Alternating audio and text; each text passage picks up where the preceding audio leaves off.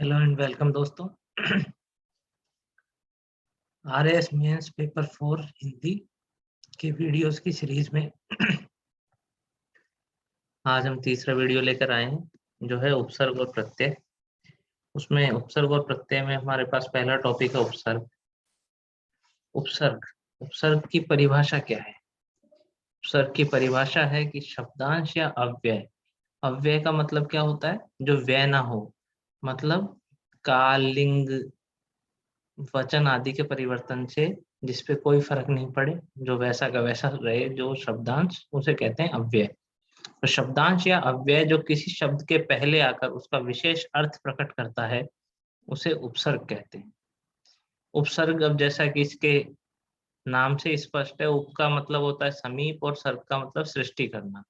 मतलब किसी शब्द के समीप आकर नया शब्द बनाना। जो शब्दांश शब्दों के पहले, आदि का मतलब होता है पहले, तो जो शब्दांश शब्दों के आदि में जुड़कर उनके अर्थ में कुछ विशेषता लाते हैं, या तो उनके अर्थ को बदल देते हैं या और विशेष बना देते हैं, ठीक है, तो वे उपसर्ग कहलाते हैं।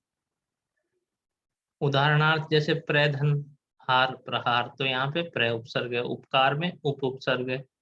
आहार में आ उपसर्ग है, ठीक है। तो उत्पत्ति के स्रोत के आधार पर उपसर्ग मुख्यतः 4 प्रकार के होते हैं। कौन कौन से? संस्कृत के उपसर्ग। संस्कृत के उपसर्ग क्यों? क्योंकि हिंदी मूलतः संस्कृत से उत्पन्न हुई भाषा है। तो संस्कृत से जो भाषा उत्पन्न हुई है उसमें संस्कृत के उपसर्ग आना स्वाभाविक है।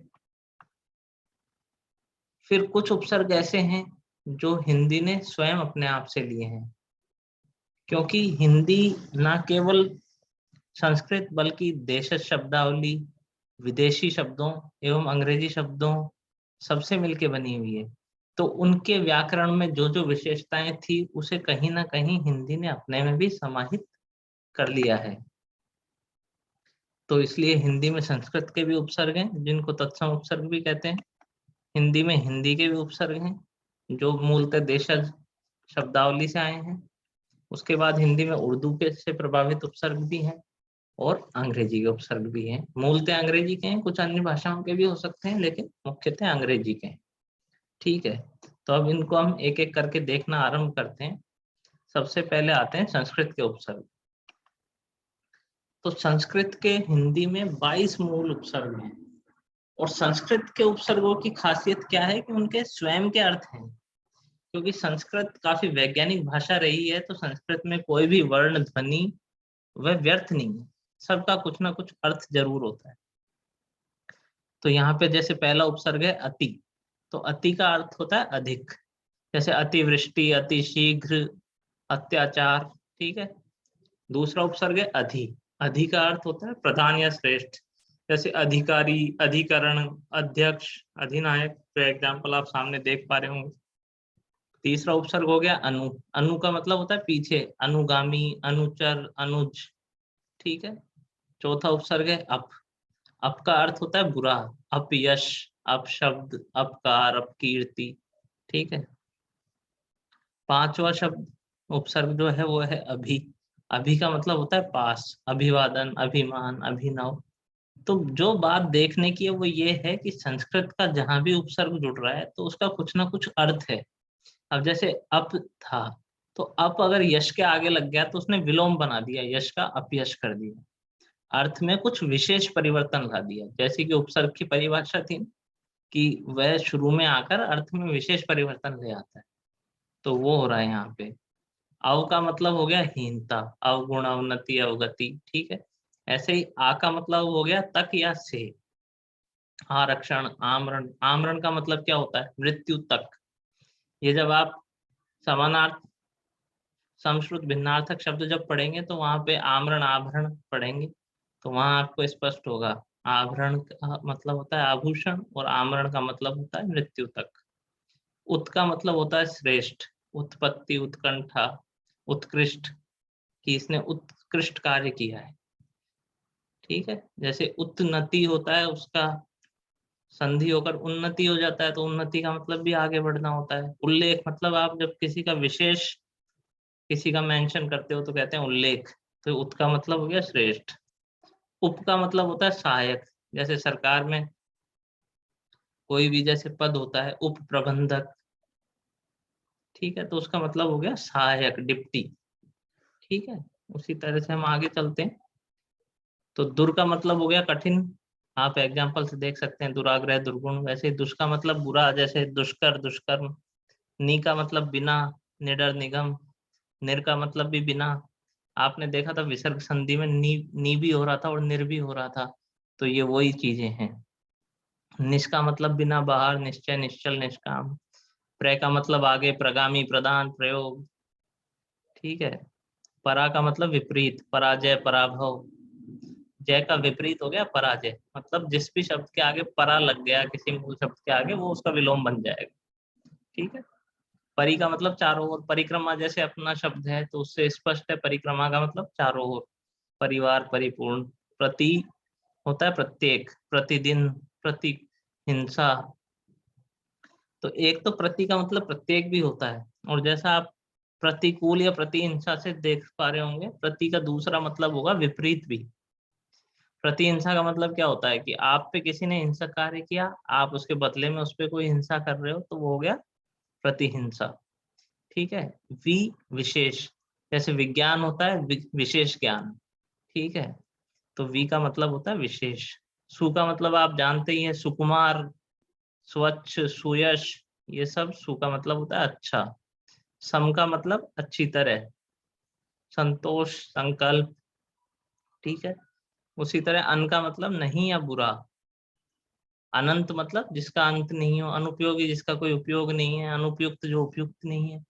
तो संस्कृत का जहां जहां उपसर्ग आएगा वो आपको संधि विच्छेद में भी काम आएगा, क्योंकि संस्कृत के प्रत्येक उपसर्ग का कुछ ना कुछ अर्थ होता है।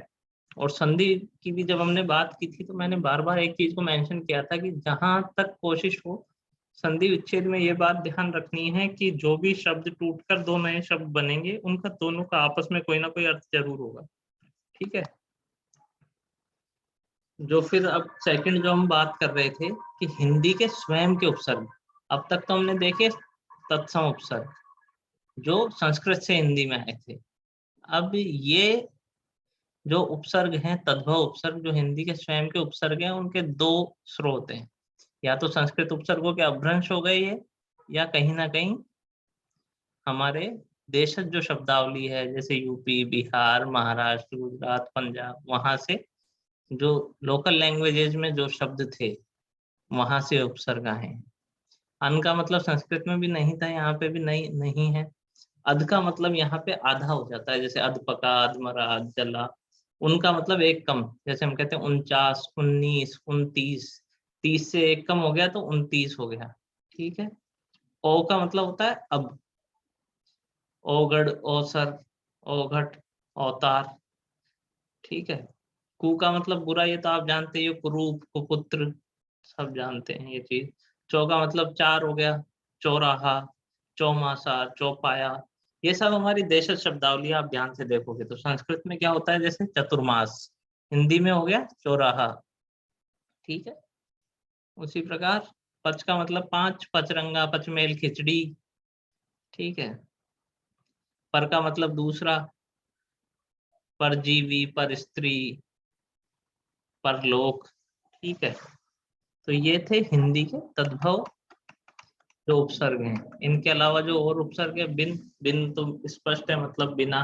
भर का मतलब पूरा, भरपेट, भरपूर। सह का मतलब सहित, जैसे सह परिवार यानी परिवार सहित हो गया। चिर का मतलब सदैव, जैसे कहते हैं चिरंजीवी रहो, इसका मतलब हमेशा जीवित रहो। ना का मतलब नहीं, नकुल, नास्तिक, नग, नपुंसक। बहु का मतलब ज्यादा, बहुमूल्य, बहुवचन। ये तो बिल्कुल नाम से स्पष्ट है हिंदी के जो उपसर्ग है। आपका मतलब स्वयं, आपका, आज, आप बीती, आप कही, आप सुनी। इनमें से आप बीती शब्द ही ज्यादा चलता है, बाकी शब्द तो इतने चलते नहीं है। सम का मतलब हो गया समान, जैसे समकोण का मतलब क्या हो गया कि जो समकोण में बीच वाली लाइन होती है उसके दोनों ओर के कोण समान है, 90-90 डिग्री के, इसलिए वो हो गए समकोण। समकक्ष मतलब बराबर का।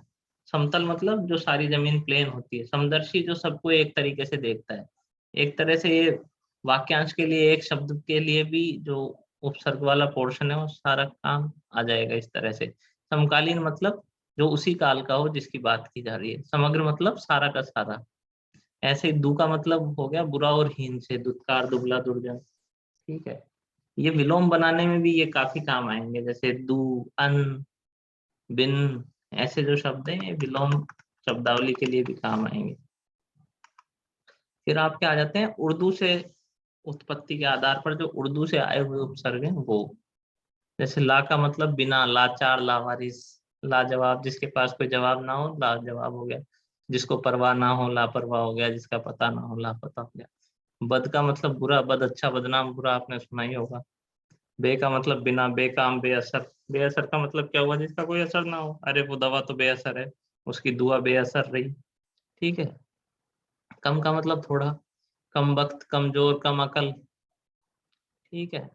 गैर का मतलब के बिना, गैर कानूनी मतलब जो कानून में ना हो।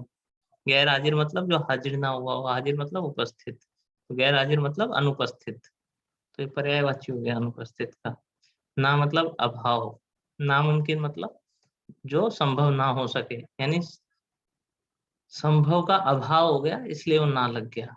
ना पसंद मतलब पसंद का अभाव हो गया, ना पसंद। ठीक है, ये भी विलोम के काम आने वाला। गैर, ना, बे, ये सब विलोम बनाते हैं। ठीक है। खुश का श्रेष्ठता का भाव हो गया, खुशगवार, खुशबू। बू का मतलब अपने आप में क्या होता है, गंध। तो जब बू के आगे खुश लग जाता है तो वो हो गया खुशबू, सुगंध। और जब बू के आगे बद लग जाता है तो वो हो गया बदबू, मतलब दुर्गंध। ठीक है। उसके बाद हम का मतलब हो गया बराबर, हम पेशा, मतलब जो एक ही कारोबार में हों। हम उम्र, जो एक ही उम्र के हों। ठीक है। एन का मतलब ठीक, वो एन वक्त पर आ पहुंचा, मतलब ठीक जिस वक्त पर आना था उस वक्त पर वो आ पहुंचा। ठीक है। सर का मतलब मुख्य, सरताज, जानते ही हैं आप, सरदार आप जानते ही हैं, सरपंच जानते ही हैं। ठीक है। बेश का मतलब अत्यधिक, जो शब्द सबसे ज्यादा सुना होता है वो होता है बेशकीमती, जिसकी कीमत बहुत अधिक हो। ठीक है। बा मतलब सहित, बा मुलाहिजा, होशियार, सुना होगा आपने। बा मुलाहिजा का मतलब क्या हुआ, कि मुलाहिजे के साथ, मतलब एटिकेट्स के साथ। ठीक है। अल का मतलब हो गया निश्चित, अलविदा मतलब निश्चित रूप से आप किसी से विदा ले रहे हो, तो अलविदा। कुछ लोगों को कंफ्यूजन होता है कि अलविदा संस्कृत का शब्द है, लेकिन ऐसा नहीं है, विदा हिंदी का शब्द है और अल उर्दू से आया है, और वहां से अलविदा ये बन गया।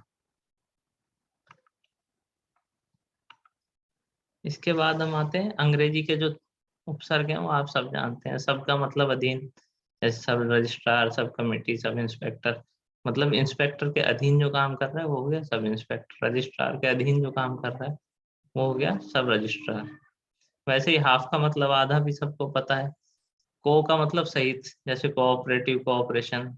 को एजुकेशन का मतलब क्या होता है, सह शिक्षा। ठीक है। हेड का मतलब मुख्य, ये भी आप जानते हैं, head office, head clerk, head master. Vice का मतलब सहायक, वाइस प्रिंसिपल, वाइस रॉय। ठीक है। वाइस रॉय क्यों, क्योंकि जो ब्रिटेन के रॉयल का सहायक था इंडिया में, मुख्य सहायक, वो हो गया वाइस रॉय, सिंपल। ठीक है। तो ये थे अंग्रेजी के उपसर्ग। इसके साथ हमारे उपसर्ग वाला चैप्टर होता है क्लोज। जितने भी एग्जाम्पल यहाँ पे दिए गए हैं उपसर्गों के, शब्दों के और उपसर्ग से बने नए शब्दों के अर्थ सहित, सब इम्पोर्टेंट है, तो आप उनको रिवाइज करते रहिएगा। उसके बाद अगला टॉपिक है प्रत्यय। उपसर्ग में 4 पोर्शन थे। कौन कौन से, तत्सम उपसर्ग, तद्भव उपसर्ग, उर्दू के उपसर्ग और अंग्रेजी के उपसर्ग। प्रत्यय का अर्थ क्या है, प्रति मतलब साथ में, पर बाद में, और अह चलने वाला। तो प्रत्यय शब्द का अर्थ हो गया पीछे चलना। तो जो शब्दांश शब्द के अंत में विशेषता या परिवर्तन ला देता है, प्रत्यय। उपसर्ग शब्द के पहले जुड़कर विशेषता और परिवर्तन लाता है, प्रत्यय शब्द के आखिर में जुड़ के विशेषता और परिवर्तन लाता है। ये ध्यान रखने की बात है। जैसे दयालु शब्द में दया धन आलू हो गया, तो दया अपने आप में क्या थी, भाववाचक संज्ञा। उसके पीछे आलू लगा तो वो विशेषण बन गया। दयालु एक व्यक्तिवाचक विशेष, गुणवाचक विशेषण है। तो प्रत्यय के जुड़ने से उसके शब्द के अर्थ में विशेषता या परिवर्तन जब आ जाए तो वो प्रत्यय हो जाता है। उपसर्ग के और प्रत्यय के में जो एक जो डिफरेंस ध्यान रखने का है, हालांकि आपको केवल एग्जाम्पल सॉल्व करने हैं वहां पे, आपको केवल उपसर्ग छांट के बताने हैं, प्रत्यय छांट के बताना है, या प्रत्यय से नया शब्द बनाना है, इसलिए डायरेक्टली आपके काम नहीं आएगा। लेकिन ध्यान रखने वाली बात यह है कि उपसर्ग का अर्थ होता है अपने आप में, खासकर जो संस्कृत और हिंदी के जो मूलतः उपसर्ग हैं उनके अपने अर्थ होते हैं, लेकिन प्रत्यय के केस में ऐसा नहीं होता है। तो ये चीज आपको कहाँ काम आएगी, जब आप कहीं पे संधि विच्छेद कर रहे हैं तो उपसर्ग से आप उसको तोड़ सकते हैं। किसी शब्द का संधि विच्छेद आप उपसर्ग ढूंढ के कर सकते हैं, लेकिन आप प्रत्यय से अगर तोड़ेंगे किसी शब्द को तो वो गलत संधि विच्छेद हो जाएगा आपका, क्योंकि प्रत्यय का कोई अर्थ नहीं होता अपने आप। ठीक है, तो प्रत्यय दो प्रकार के होते हैं, कृत प्रत्यय और तद्धित प्रत्यय। तो सबसे पहले हम कृत प्रत्यय को देख लेते हैं। कृत प्रत्यय क्या होता है कि जो शब्द, अब जैसे अगर आपको संस्कृत का थोड़ा भी आइडिया होगा तो संस्कृत में होती है धातुएं, जैसे पठ धातु, लिख धातु, वद धातु, वदती वदते वदंती, पठती पठते पठंती। ठीक है, तो धातुओं से सारी क्रियाएं बनती है संस्कृत में। तो जो धातु क्रिया का मूल शब्द होता है, तो वो प्रत्यय जिसको धातु में जोड़ा जाता है वो कृत प्रत्यय हो जाता है। और ऐसे जो शब्द बनते हैं उनको कहते हैं कृदंत शब्द। जैसे लेख धातु में अक जुड़ गया तो लेखक हो गया, यहाँ पे अक कृत प्रत्यय है और लेखक कृदंत शब्द हो गया। यह आपके काम का नहीं है, लेकिन आपको ये ध्यान रखना है प्रत्यय की उत्पत्ति हो कैसे रही। ठीक है, तो जैसे अक प्रत्यय है, अब संस्कृत में धातुएं हैं ये, जैसे गय, क्री, पाठ, तो इनके जुड़ने से लेखक, पाठक, कारक, गायक। अब फिर आप संधि विच्छेद की तरफ जाओगे तो क्या है, वहां पे गायक का संधि विच्छेद क्या था, गय धन अक। तो वो क्यों था वैसा, क्योंकि गय धातु में अक प्रत्यय जुड़ रहा था। ठीक है, वैसे ही अन्न में पाल, सह, ने, चर, इनके लास्ट में लग गया अन्न, तो क्या हो गया, पालन, सहन, नयन, चरण। वो याद करो, नयन का संधि विच्छेद क्या था, ने धन अन्न नयन। ठीक है, अना, घट, तुल, वंद, विद, विद। तो अना लग गया तो घटना, तुलना, वंदना और वेदना। अब प्रत्यय अलग करने में आप ये ध्यान रखिए, जैसे घटना में आपसे प्रत्यय पूछ लिया गया तो वहां अना प्रत्यय है, घट का ट के नीचे हलंत है, वो आधा ट है।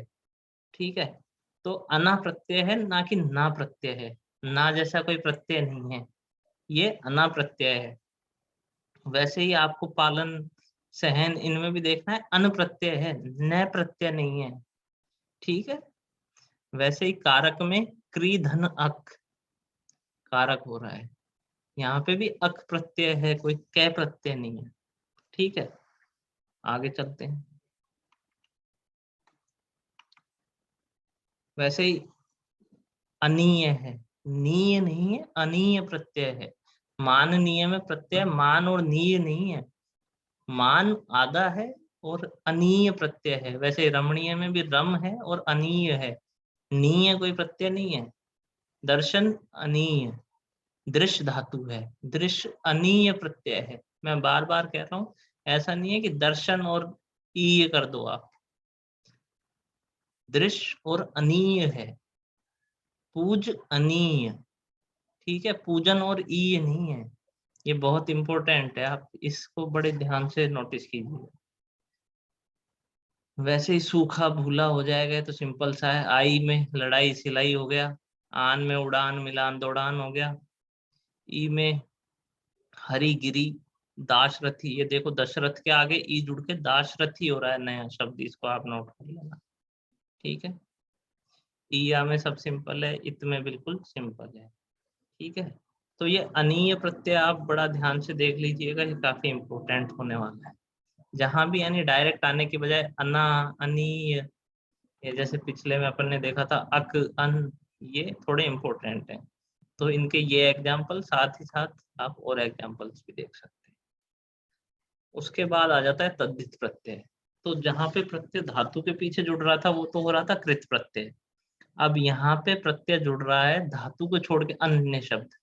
तो जैसे अपने हिंदी में क्या क्या होते हैं, संज्ञा, सर्वनाम, क्रिया, विशेषण।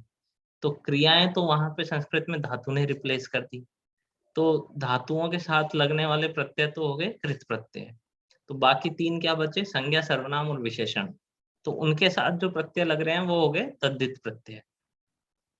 और तद्धित प्रत्यय से बनने वाले शब्द वैसे नॉलेज के लिए आप जान लो कि तद्धितांत शब्द कहलाते हैं। जैसे सेठ के पीछे लग गया आनी, तो वो हो गया सेठानी, तो आनी तद्धित प्रत्यय हो गया और सेठानी हो गया तद्धितांत शब्द।